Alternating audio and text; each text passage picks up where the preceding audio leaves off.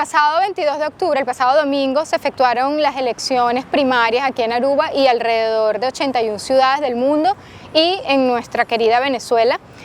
Aquí en Aruba podían votar 1.590 personas que estaban registradas, pero hubo una participación de casi el 40%, 597 personas exactamente votaron aquí en Aruba, ejercieron su derecho al voto. Cuéntanos sobre la participación en Venezuela de los votantes con María Corina Machado y en el mundo. Ok, fue una gran participación a nivel mundial, incluyendo Venezuela. De hecho, estamos hablando de más de 2.500.000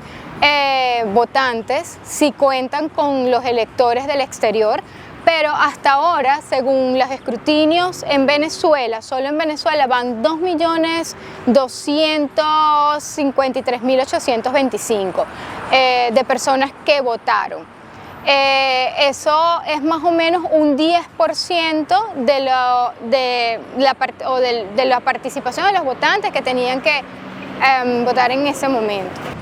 Ahora recuerda también de que ya María Corina no es más nuestra candidata del movimiento Vente Venezuela, ahora es la candidata de todos los venezolanos, de todos esos venezolanos que pudieron votar y de todos aquellos que no pudieron votar. Te puedo hablar en el exterior más tanto por falta de información, porque la plataforma en un momento se cayó y no permitió que hubiera esa actualización de datos, por aquellas personas que estaban inscritas en un registro electoral y no sabían aún, por la mala información al principio, que podían votar, que podían ejercer su derecho. Basta de tanto sufrimiento, basta de atropellos, basta de no tener agua, corriente, todos los servicios que un país normal debería tener, la educación es sumamente importante, la salud.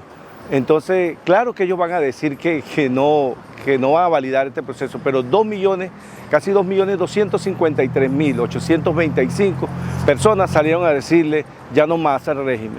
y de los cuales lo estamos preparando desde ahora, desde ya, para organizarlo y de hacerle un llamado al señor cónsul, a la señora cónsul, a Orlando y a la señora Maver, para que aperturen la inscripción de todos estos venezolanos que se pusieron a registrar ahora, que tenemos una lista bastante amplia, que en verdad quieren ejercer porque quieren el cambio. Nosotros les exigimos, porque es un derecho que tenemos los venezolanos, para que se pongan en comunicación con Caracas y puedan hacer la apertura